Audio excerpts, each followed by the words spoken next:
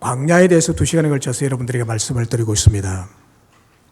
광야라 그러면 우리의 첫 이미지는 별로 좋지 않은 곳, 그야말로 데저트. 이게 악센트가 앞에 오면 사막이 되고요, 악센트가 똑같은 단어인데 뒤에 가면 디저트가 됩니다. 사막과 음식이 연관이 있죠.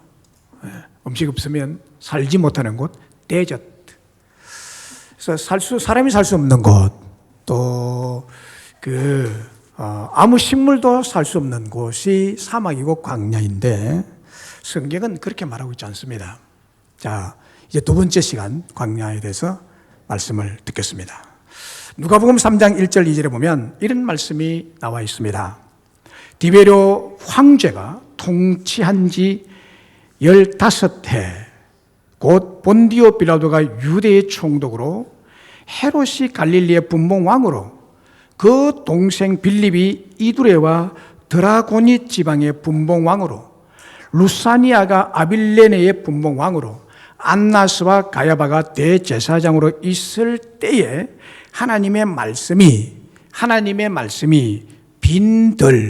빈들에서 사가랴의 아들 요한에게 임한지라 라는 말씀이 있습니다.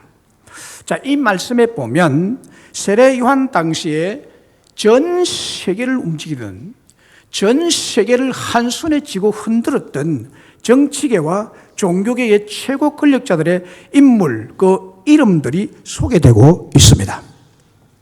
로마의 황제 디베료를 위시해서 총독이 나오고 분봉왕이 나오고 또 종교계의 대제사장이 언급되고 있습니다. 그런데 보세요. 누구에게 하나님의 말씀이 임했다고 했습니까? 누구에게 하나님이 찾아갔다고 했습니까? 이 천지 우주 만물을 창조하신 그 크고 높으신 거룩하신 분이 누구를 찾아갔다고 했습니까? 누구에게 말씀을 하셨을까요?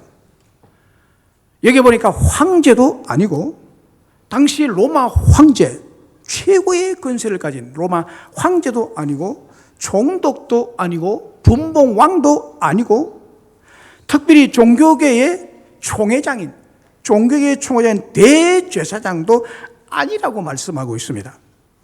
하나님은 아주 작은 자, 이름 없는 자, 세례 요한에게 말씀하셨다고 했습니다. 왜 하나님 말씀이 정치계와 종교계를 뒤흔드는 그렇게 대단한 사람들에게 임하지 않고 작은 자, 이름 없는 자, 세례 요한에게 임했을까요? 정치계와 종교계에서 권력과 세력으로 많은 영향력을 온 세상에 미칠 수 있는 이들의 권세와 힘을 하나님께서 이용하는 것이 훨씬 효과적일 것이라고 생각하는데, 우리들이 생각하기를 왜 아무 영향력도 미칠 수 없을 것 같은 이름 없는, 그리고 빈들인 광야에 아무도 없는 광야에 머물고 있는 왕궁이 아니고 대성전이 아니고 왕의 빈들에 가 있는 세례 요한에게 나타나셔서 만나시고 그와 말씀하셨을까요? 우리 하나님의 역사하시는 방법은 인간의 권력이나 권세나 부나 힘으로 하시지 않으시고 오직 하나님 말씀으로 섭리하시고 통치하시고 역사하시기를 원하시기 때문입니다. 세례 요한은 하나님을 만나기 좋은 장소인 빈들인 광야로 나갔습니다. 하나님의 살아있는 실제적인 음성을 듣기 위해 광야로 나갔던 것입니다. 세례 요한은 자신의 미래가 탄탄하게 보장되는 제사장 반열에 제사장직을 포기하고 예루살렘의 선진 문명 세계를 등지고 부와 명예와 권세를 버리고 오직 하나님을 만나서 그의 음성인 말씀을 듣기 위해 광야로 나갔던 것입니다. 그때 광야에 있던 요한을 하나님께서 만나주시고 그에게 말씀을 주셨다는 사실입니다. 요한아, 너는 광야에서 외치는 자의 소리다. 주의 길을 예비할 자로 먼저 가서 광야 같은 세상에 사는 사람들이 똑똑히 듣도록 회개의 메시지를 외치고 전하라 하는 말씀을 이 광야에서 받게 되었던 것입니다. 민수기 1장 1절에 보면 이스라엘 자손이 애굽 땅에서 나온 후 둘째 해 둘째 달 첫째 날에 여호와께서 시내 광야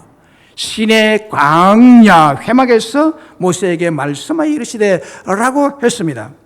시내 광야라는 것은 시내 산이 있는 광야라는 것입니다. 시내 산이 거기에 있기 때문에 그 광야를 시내 산으로 부르고 있는데, 그곳에서 하나님께서 모세에게 나타나셔서 말씀하셨다는 것입니다. 다시 말하면 모세는 애굽의 바로 임금의 후보자입니다. 애굽의 왕자입니다. 그런데 하나님은 왕궁에 있을 때 그에게 말씀하신 적이 없습니다. 그 광야로 왔을 때 하나님이 모세에게 오셔서 말씀하셨습니다. 여기 광야라는 히브리어를 보면 신비한 섭리를 발견할 수 있습니다. 히브리어는 미드바르입니다. 광야라는 히브리어는 미드바르. 그리고 말씀하신다는 히브리어는 다바르입니다. 이 두 단어가 비슷하죠. 광야는 미드바르, 말씀하신다는 것은 다바르. 광야라는 미드바르의 어원이 입으로 말하다는 뜻을 가진 다바르에서 나온 것입니다. 그러니까 광야와 말하는 입이 같은 어원을 가진다는, 광야와 말하는 입, 광야는 아무 소리도 없는데, 아무도 말할 사람이 없는데 어째서 광야와 말하는 것이 연결되어 있을까? 같은 어원일까? 신비한 일이죠. 그러니까 이 어원이 계시하는 말은 아무도 없는 빈들, 풀 한 폭이 나무 한 그루 자라지 않는 곳, 밤하늘의 별밖에 보이지 않는 곳, 바람 소리밖에 들리지 않는 곳, 절대 고독과 절대 침묵만 흐르는 광야에서 오직 홀로 계신, 그 광야에 오직 홀로 존재하시는 하나님께서 말씀하시는 그 말씀만이 존재하는 장소라는 것입니다.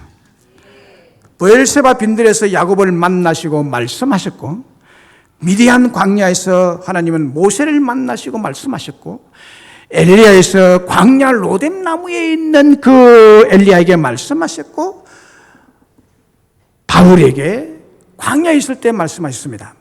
하나님은 자신이 나타나시고 사람 만나실 장소로 다른 곳이 아닌 아무 생명체도 아무 사람도 없는 엄밀한 닫혀있는 그 광야를 선택하신 것입니다. 하나님은 이 광야로 이스라엘 백성들을 부르신 것처럼 오늘 저와 여러분을 부르신 줄로 믿습니다. 그렇다면 은혜롭고 좋으신 하나님께서 그분이 사랑하고 아끼는 우리들에게 분명히 좋은 것을 광야에서 주실 줄로 믿습니다. 우리를 광야로 부르신 하나님은 이 광야에서 우리에게 어떤 좋은 것을 주신다고 했습니까? 첫째는 하나님은 우리에게 가장 좋은 축복을 주신다고 했습니다. 가장 좋은 축복. 본문 16절을 보세요. 네 조상도 알지 못하던 만나를 광야에서 내게 먹이셨나니 이는 너를 낮추심이 너를 시험하사 마침내 내게 복을 주려 하심이었느니라. 마침내 네게 복을 주려고 광야로 인도해 들이셨느니라. 이 말씀입니다. 하나님께서는 우리를 예표하고 여러분을 예표하고 여러분을 대표하고 여러분을 상징하는 당시 이스라엘 백성들을 광야로 이끌어 들이신 이유는 사막 시험, 사막 테스트, 사막에서의 지옥 훈련을 통해서 목이 뻣뻣하고 인간적으로 높아져 있는 교만을 광야에서 깨뜨리고 낮추고 인내하는 성품, 온유하고 겸손한 성품을 만들어서 마침내 좋은 축복을 주시려고 계획하시고 섭리하신다는 것입니다. 40년간 하루도 빠짐없이 만나를 먹는다고 한번 생각해 보세요. 아, 좋네. 갈수록 맛이 좋네라고 할 것 같습니까? 사람이 입이 한두 번 먹으면요, 실증납니다.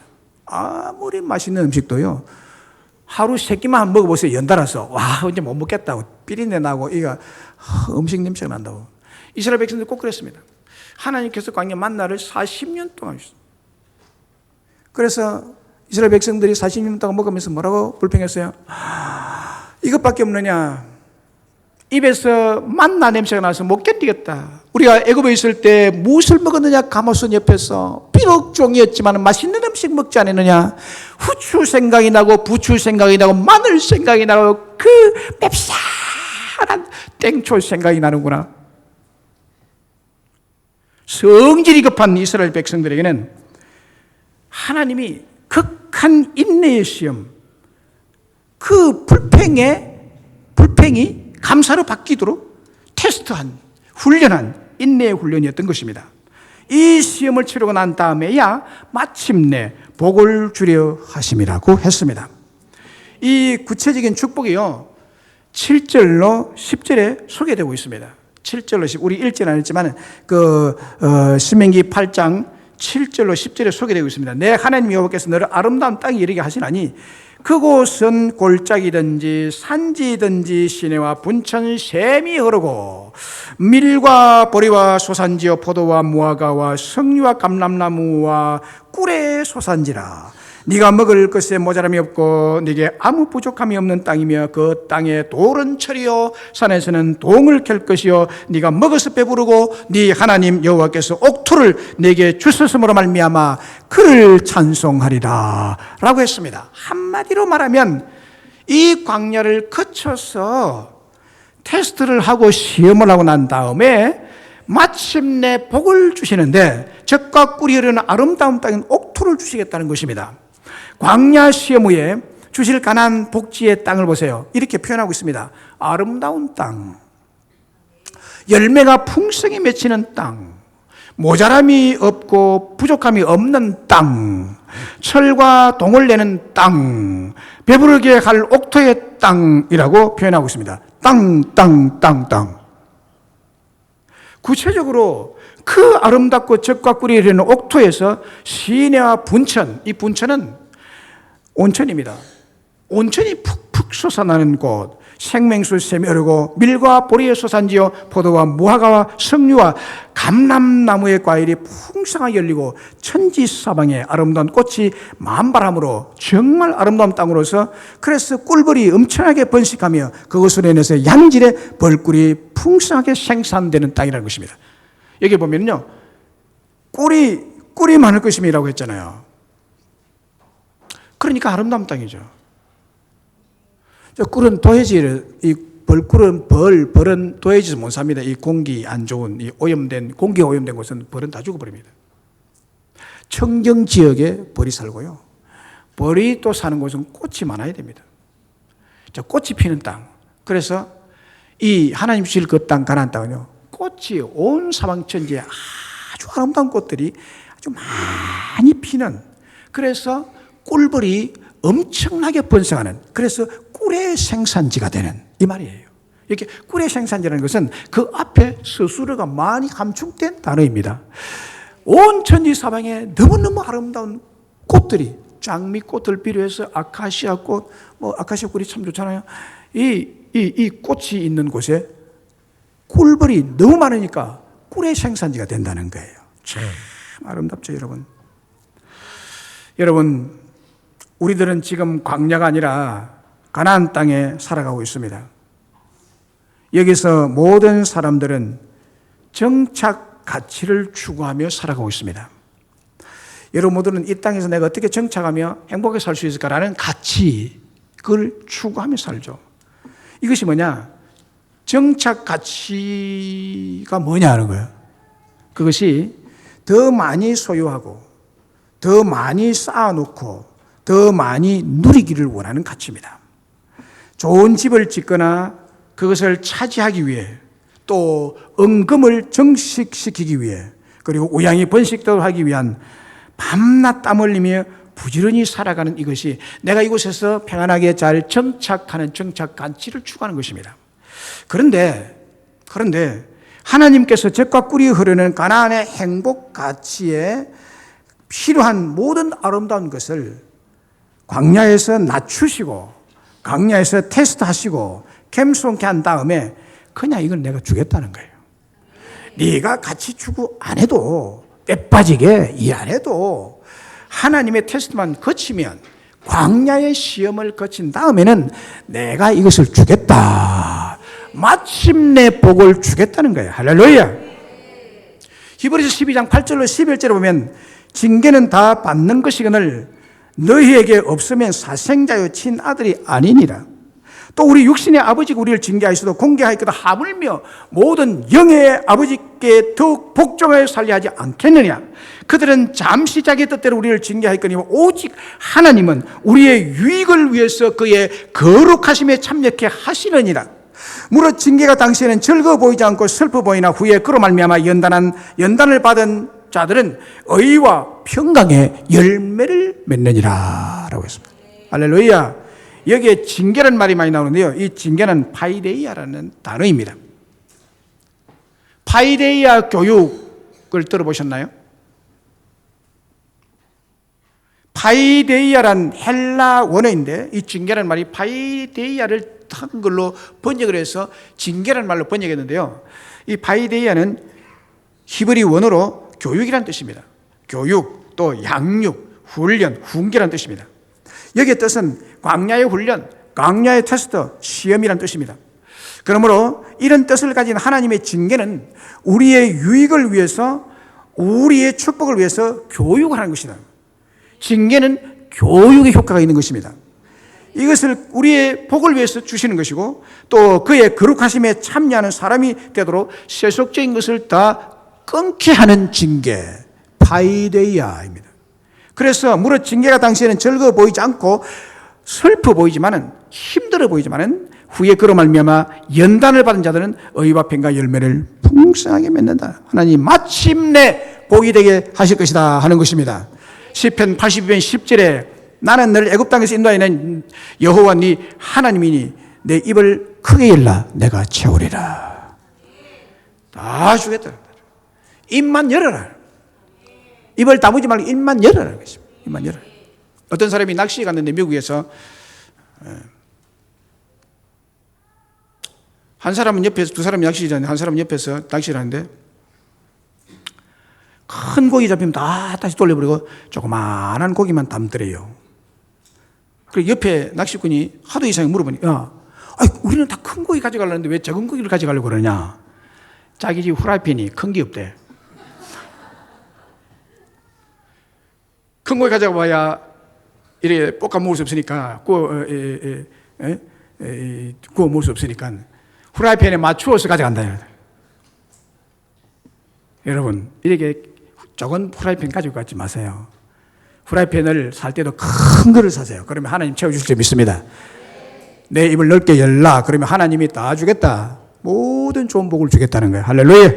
마음도 크게 가지면 그게 하나님이 다 주십니다.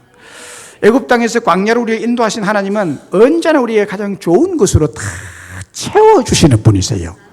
시편 23절에 보면 양과 목자의 노래가 나옵니다. 여기에 나오는 양은 유대 광야에 살아간 양입니다.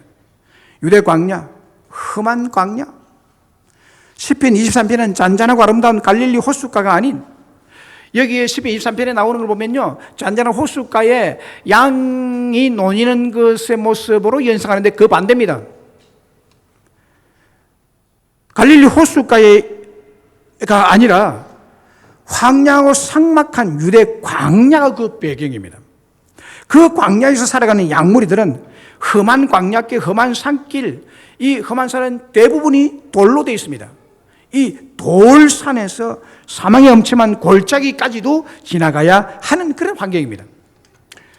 뉴질랜드에 사는 양들은요, 아주 광활하게 펼쳐진 초원 위에서 안전한 울타리가 설치된 그 안에서 마음껏 꿀을 뜯어 먹으며 살아갑니다. 일이나 늑대 위험도 없고 사망의 엄침한 골짜기는 더더욱 통과하지 않아도 됩니다. 말 그대로 저 푸른 초원 위에 그림 같은 집을 짓고 그 안에서 평안하게 살기만 하면 됩니다. 그래서 그들에게는 목자가 필요 없습니다. 목자 없이도 얼마든지 잘 살 수 있기 때문입니다. 길을 잃어버릴 염려도 없고 위험에 처할 염려도 없고 절벽이 있어서 바위산에 대해서 미끄러져서 떨어져 죽을 염려도 없고 목자의 인도를 받고 보호를 받을 필요가 전혀 없는 환경에 삽니다. 그들은 이렇게 고백할지도 모릅니다. 내가 나의 목자시니 부족함이 전혀 없도다라고. 여러분의 인생도 마찬가지입니다. 뉴질랜드 양처럼 좋은 환경 가운데서 남부를 것이 없이 살아가는 사람들이 있습니다. 그들에게는 이 세상이 푸른 초장이고 그들의 인생이 실만한 물가가 될 수 있습니다. 그들의 잔은 항상 차고 넘치며 그들의 식당은 항상 기름진 음식으로 가득합니다. 그들에게는 목자가 필요 없습니다. 더 정확히 말씀을 드린다면 그들에게는 목자가 오히려 거치장스러운 존재가 되어서 없어야 합니다. 다시 말한다면 하나님 필요 없는 자들입니다. 하나님은 필요치 않고 살아갑니다. 하나님의 은혜가 아니어도 잘 살 수 있다고 생각하기 때문입니다. 그들은 자기 하고 싶은 대로 마음껏 인생을 즐기며 엔조이하며 누리며 살아가고 있습니다. 오히려 하나님이 함께하는 것을 거추장스럽게 생각하며 하나님이 함께한다는 사실에 기겁을 하며 도망할 사람들입니다. 죄를 지적당하기 싫고 간섭받기 싫고 간섭하는 것 같고 자기 마음대로 살아가기 때문에 하나님이 자기 곁에 없어야 편하게 살아가는 양들입니다. 그런데 아이러니하게도 뉴질랜드 양들이 가장 무서워할 때가 있다고 합니다. 가장 두려워하는 것이 하나 있다고 합니다. 그게 뭘까요? 어느 날 보이지 않던 목자가 호련히 나타난 것입니다.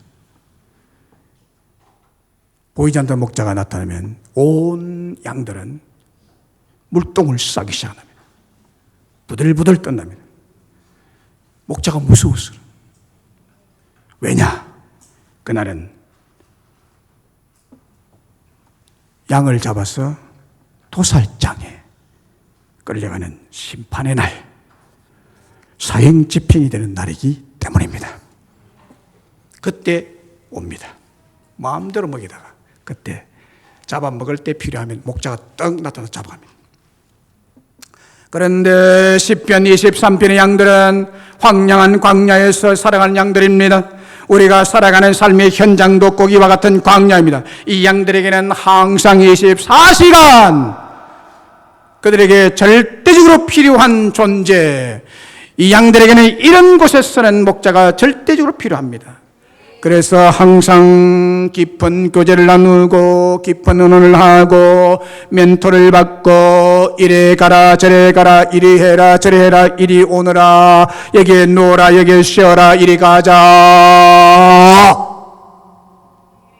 바로 우리들입니다. 여호와는 우리의 목자가 됐어요. 나의 목자가 됐습니다.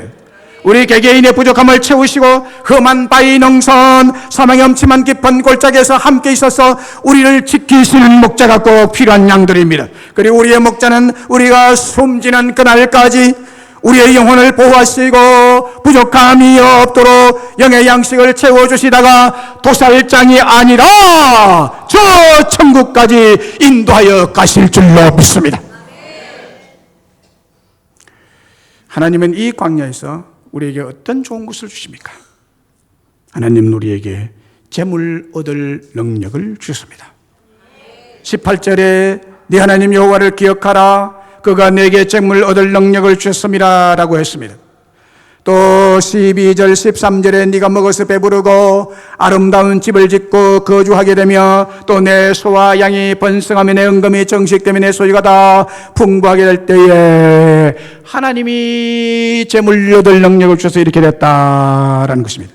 여기에 재물이라는 히브리 원어는 하일이라는 단어입니다. 하일.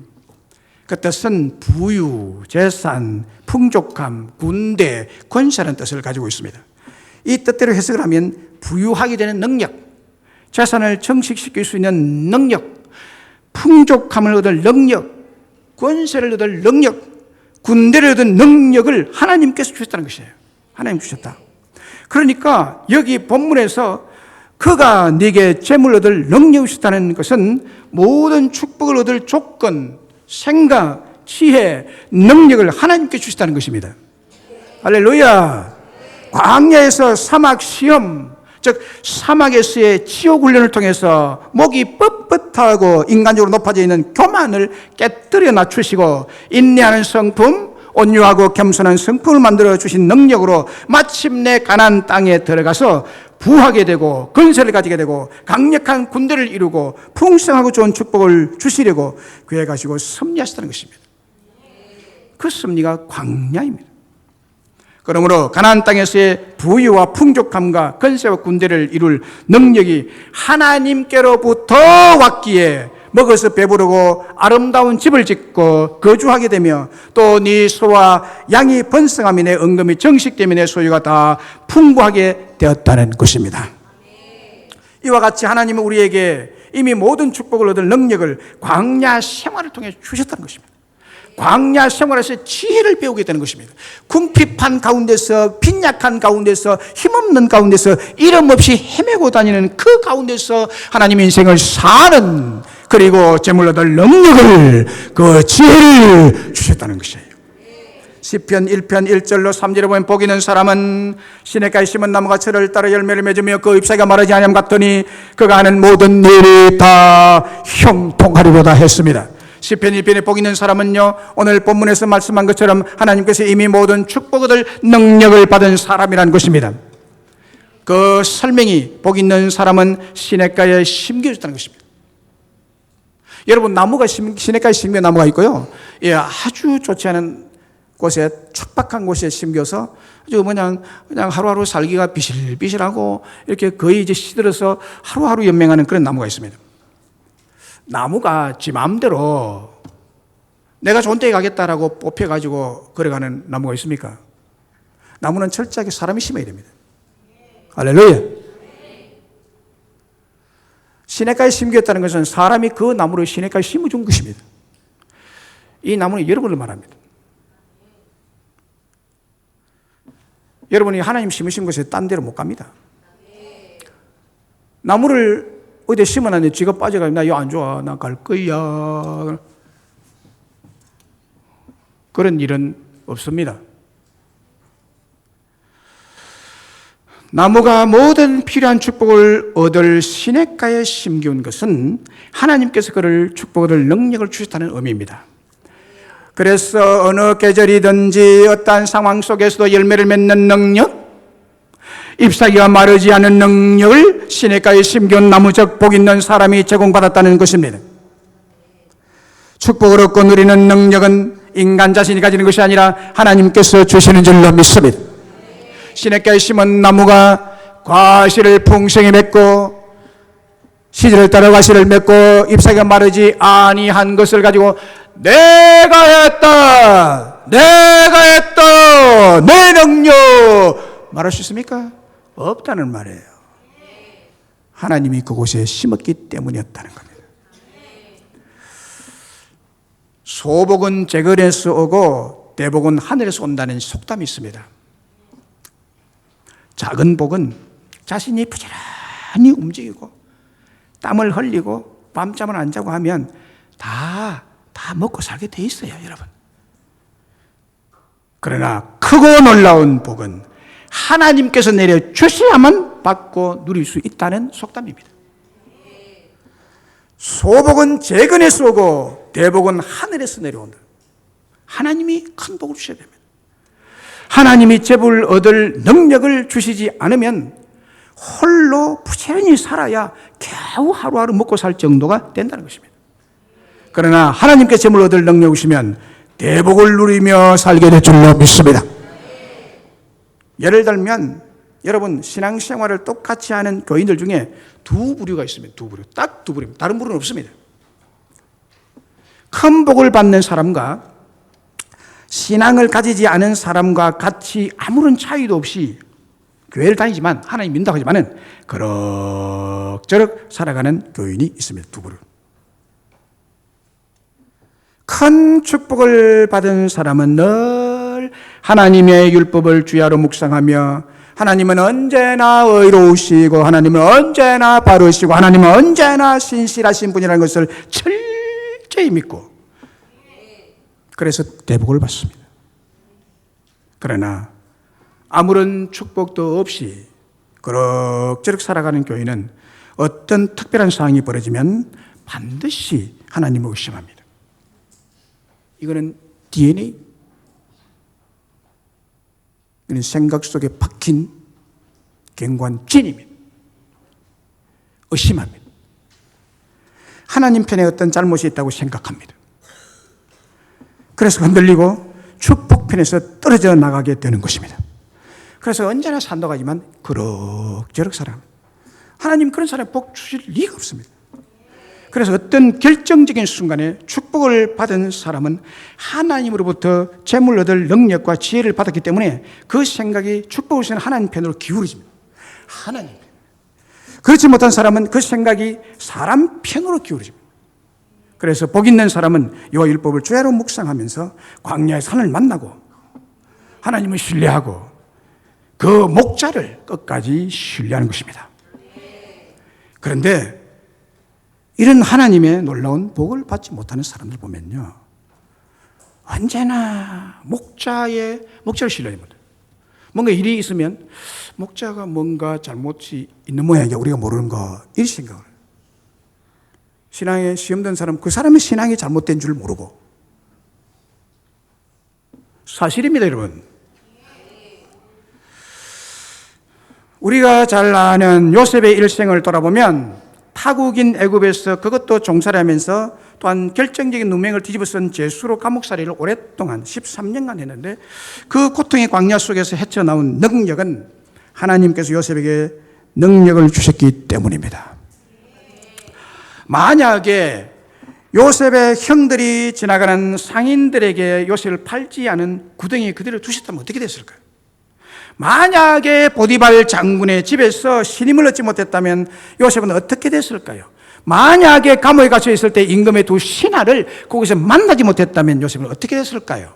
만약에 바로 왕이 가뭄에 가는 꿈, 풍년에 가는 꿈을 꾸지 않았다면 어떻게 됐을까요? 만약에 바로 왕이 꾼 7년 풍년에 관한 꿈, 7년 가뭄에 관한 꿈에 대해서 정확하게 해석을 해내는 지혜의 능력이 요셉에게 없었다면 어떻게 됐을까요? 만약에 이런 것들이 요셉의 인생 광야의 노정에 없었다면 요셉은 애굽 땅, 애굽 나라에서 재물 얻을 능력과 지혜, 건세를 얻고 누리는 국무총리에 오르는 크나큰 축복을 받지 못했을 것입니다. 그래서 요셉은 7년 풍년의 때에 재물 얻을 능력, 7년 흉년의 때에 국무총리의 건세로 그 큰 구원의 능력을 나타낼 수 있었던 그것을 그는 이렇게 고백합니다. 자, 보세요. 그가 국무총리 때고 애굽의 제1건세자로 등극했을 때의 고백입니다. 창세기 45장 7절 8절에 하나님이 큰 구원으로 당신들의 생명을 보존하고 당신들의 후손들을 세상에 두시려고, 당신들의 생명을 보존하고 당신들의 후손들을 세상에 두시려고 나를 당신들보다 앞서 보내셨나이다. 8절에 그런즉 나를 이리로 보내신 이는 당신들이 아니야 하나님이시라. 하나님이시라. 이리로 보내서 나를 국무총리가 된 것도 하나님이시라. 하나님이 나를 바로에게 아버지로 삼으셨다. 이야, 이 놀라운 고백입니다. 그때 당시에 애굽의 임금의 아버지가 됐다는 거예요. 요셉이 왕의 아버지. 요셉은 지금 나이가 적거든요. 바로 임금보다도 나이 30에 국무총리 됐으니까. 바로 임금은 나이가 지금 한 5, 60대 됐을 거예요. 그런데 바로 임금의 아버지로 삼으셨다는 거예요. 요셉의 고백입니다, 여러분. 누가? 하나님이에요. 그렇게 될 능력을 하나님 주셨다는 거예요. 그 다음에 그 온 집의 주로 삼으세요. 그 왕의 집의 주인으로 삼았다는, 주인으로 삼. 그리고 애굽 온 땅의 통치자로 삼으신다. 누가? 하나님이. 요셉이요, 참 하나님 은혜 받은 자예요. 하나님께 요셉에게 부어주신 능력의 영역들은 7년 흉년의 때에 그 행님들, 그 후손들의 생명을 보존하는 큰 구원의 능력, 요셉을 바로 왕의 보호자인 아버지가 되게 하시고 집의 주인이 되게 하시고 온 땅의 통치자 되게 하신 능력을 주셨다고 고백하고 있습니다. 이 모두가 하나님께서 그에게 재물과 건설의 능력을 주셨기 때문이라는 거예요. 살아있는 아름다리 큰 나무를 톱으로 자르면요, 그 단면의 나이테가 선명하게 그려져 있습니다. 둥근 나이테는 1년에 하나씩 만들어집니다. 그 둥근 나이테를 자세히 보면 나이테의 간격이 다릅니다. 한쪽에는 쭉 넓고요, 간격이. 한쪽에는 아주 좁습니다. 넓고 좁고 넓고 좁고 넓고 좁고 넓고 좁고. 왜요? 나무가 서 있는데 한쪽에는 태양빛이 늘 비치고 해 떠서부터 해지까지, 한쪽에는 늘 그림자입니다. 나무지가 돌아서 여기는 안 되니까 싹 돌자 이래가지고 뒤편이 오른편으로 와, 앞쪽으로 와, 앞쪽은 네 뒤로 가 해서 나무 자기 스스로가 쏙 돕니까? 그럴 수 없죠.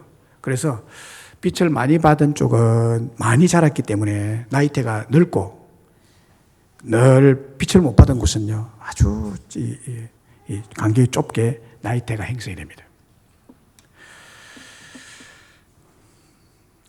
나무 속에 나무의 나이테가 뚜렷이 남아있듯이 여러분, 우리의 지난 삶을 돌아보면 1년 단위로 하나님 베풀어 주신 삶의 은혜, 재물 얻을 능력을 주신 흔적들이 세월 속의 나이테처럼 여러분의 얼굴 주름에 뚜렷하게 남게 되어 있습니다. 찬송가 301장이 제 신앙 고백적인 찬송입니다. 지금까지 지내온 것 주의 크신 은혜라, 아니 없는 주의 사랑 어찌 이루 말하랴. 자나깨나 주의 손이 항상 살펴주시고 모든 일을 주 안에서 형통하게 하시는. 우리 2절 3절을 같이 한번 부릅시다. 2절 3절. 몸도 마음도 연약하나 세임받아 살았네.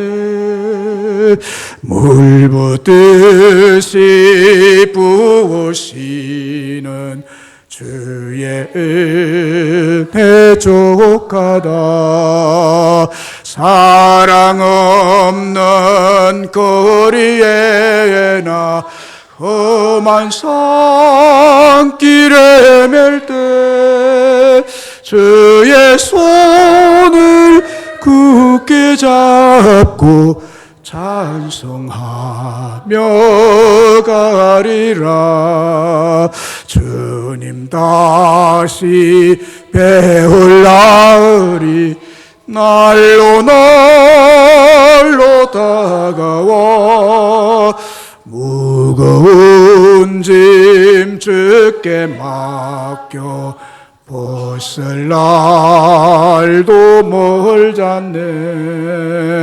나를 위해 예비하신 고향 집에 돌아가 아버지의 품 안에서 영원토록 살래라.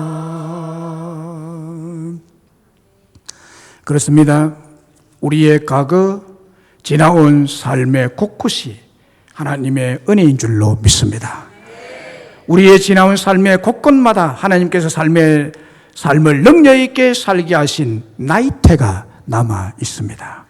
지난주에 예수 오늘 또 광야의 비밀에 대해서 생각하였는데, 지난주는 역경과 고통이 있는 광야에서 우리에게 주시는 비밀 축복에 대해서 생각했습니다. 첫째는 매일매일 하나님께 함께 해주시는 은혜가 있었다는 것과, 두 번째는 광야에서 사람이 떡으로만 사는 것이 아니라 하나님 입에서 나오는 모든 말씀으로 살아갈 수 있기에 하나님께서 순간순간 광야를 이겨낼 수 있는 말씀을 주셨다고 했습니다. 그리고 오늘 또 두 가지 하나님께서 베풀으신 광야의 비밀 축복을 말씀드렸습니다. 첫째는 하나님 우리에게 가장 좋고 아름다운 축복을 주셨고, 둘째는 하나님은 우리에게 재물 얻을 능력을 주셨다고 말씀드렸습니다. 그래서 우리는 이 네 가지 광야의 비밀 축복의 은혜를 받은 복 있는 사람들인 줄로 믿습니다. 여기에 하나님의 강력하신 당부가 하나 있습니다. 그게 뭡니까? 하나님의 은혜를 잊지 말고 기억하라. 하나님의 은혜를 잊지 말고 기억하라. 기억하라. Remember.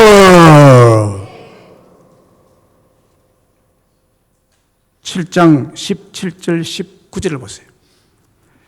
그들을 두려워하지 말고 네 하나님 여호와께서 바로와 온 애굽에 행하신 것을 잘 기억하되 잘 기억하되.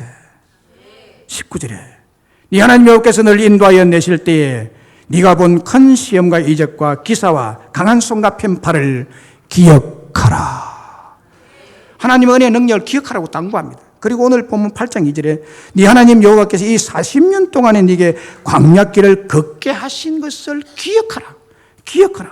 11절에 내가 오늘 네게 명하는 여호와의 명령과 법도와 규례를 지키지 아니하고 네 하나님 여호와를 잊어버리지 않도록 삼갈지어다. 잊어버리지 않도록 늘 기억해라.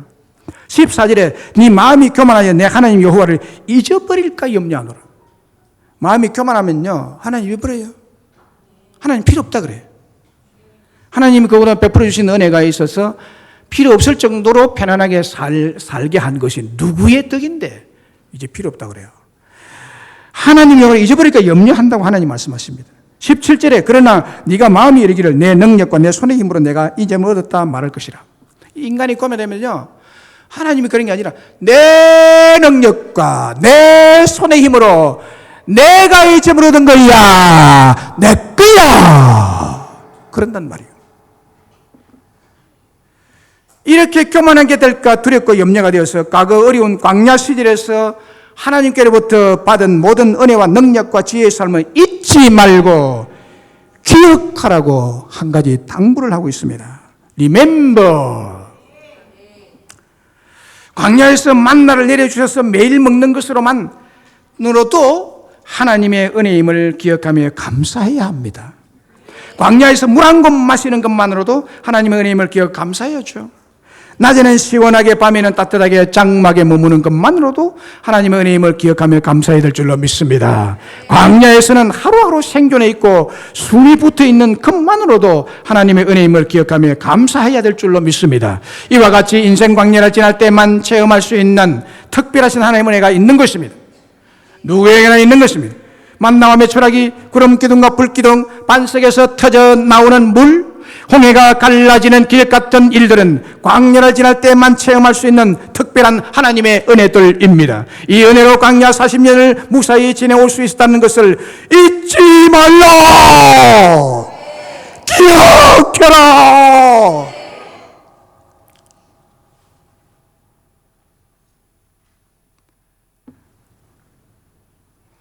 물에 빠져서 그대로 두면 죽을 사람 건져줬더니 내 보따리 내놔라. 뼈막 넣고.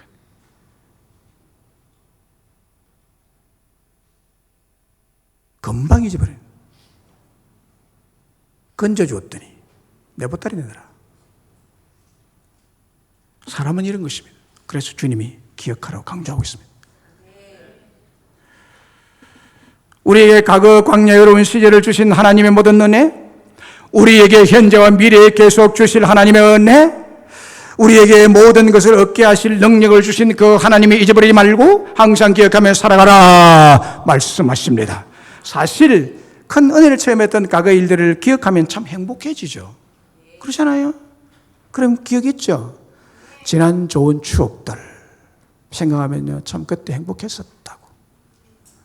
좋았던 기억들, 이기고 승리했던 기억들은 우리에게 새로운 도전을 주고 그 길로 계속하도록 인도하는 역할을 우리의 기억이 해주기 때문에 하나님 우리에게 과거 광야에서 만나를 하늘에서 내려주셔서 매일 먹게 했던 하나님의 은혜, 목말라 죽을 지경에 이르렀을 때 반석에서 생수를 공급해서 마시게 했던 하나님의 그 은혜를 잊지 말고 기억하라.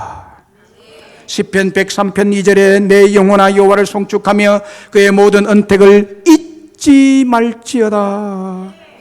오늘 본문 19절에 네가 만일 내 하나님 여호와를 잊어버리고 다른 신들을 따라 그들을 섬기며 그들에게 절하면 내가 너에게 정하노니 네가 반드시 멸망할 것이라. 반드시 멸망할 것이라. 광야에서 만났던 유일하신 목자 여호와 하나님의 인도하심과 보호하심과 축복하심으로 지금까지 생존하고 가나안 땅의 축복을 누리며 산다는 사실을 잊어버리지 말고 지금도 살아계시고 창조주이시고 재물 얻을 능력을 주신 하나님을 잊어버리고 다른 우상을 따라가지 말라고 엄한 경고를 하십니다. 새벽기도 시간에도 말씀드린 대로 두아디라 교회에 나타나셨던 이단 이세벨의 우상을 따라가지 말라고 말씀하십니다. 만약에 하나님이 어리버리고 다른 우상신들을 따라 그들의 성미에 그들의 절하고 이단 이세벨의 말을 따라간다면 철장 곧 쇠 파이프로 된 막대기로 질그릇 깨뜨리듯이 깨뜨리며 반드시 멸망시킬 것이라고 엄격하게 엄중하게 경고하고 있습니다. 말씀을 맺습니다. 오늘 우리가 기억하고 잊지 말아야 할 것이 무엇일까요? 우리의 지나간 삶 가운데 결정적으로 베풀어진 은혜와 기름진 축복을 기억하라는 것입니다. 특별히 4가지 말씀으로 드렸습니다. 첫째는 매일매일 하나님께서 함께해 주시는 은혜가 있었다는 것과, 둘째는 광야에서 사람이 떡으로만 사는 것이 아니라 하나님의 입에서 나오는 모든 말씀으로 살 수 있다는 것을 말씀드렸고, 세 번째는 하나님은 우리에게 가장 좋은 아름다운 축복을 주셨고, 네 번째는 하나님은 우리에게 재물로 얻을 능력을 그 광야에 주셨다고 말씀드렸습니다. 그래서 우리는 이 4가지 광야의 비밀 축복의 은혜를 받은 복 있는 사람이 된 줄로 믿습니다. 뿐만 아니라 하나님이 우리에게 장차 미래에 베풀어 주실 크고 엄청난 축복을 기억하고 살아라는 것입니다. 거기에 소망을 두고 가라는 것입니다. 우리가 받을 미래의 축복은 모든 것이 풍족한 축복의 땅인 줄로 믿습니다. 그곳에서 살아갈 때 우리가 모든 축복을 얻고 쟁취하고 누릴 것을 기억하라고 하십니다. 그리고 장래 미래에 베풀어 주실 모든 것이 풍족하게 있는 가나안 땅, 은혜의 땅을 기억하라고 했습니다. 사랑하는 여러분, 하나님께서 내게 베풀어 주신 모든 은혜를 기억하면, 특별히 광야 한복판에 있을 때 그 어려운 때에 받았던 은혜를 생각하고 기억을 한다면, 현재 나에게 닥치는 어떤 고난도, 어떤 아픔도, 어떤 고통도 넉넉히 이겨나가게 될 줄로 믿습니다. 아무쪼록 이 모든 것을 현재도 주시고 살아계시는 하나님을 잊어버리지 마시고 기억하며 신앙생활함으로 광야에서 받아 누릴 수 있는 4가지의 축복이 여러분 모두의 축복이 되시기를 주의 이름으로 축원합니다.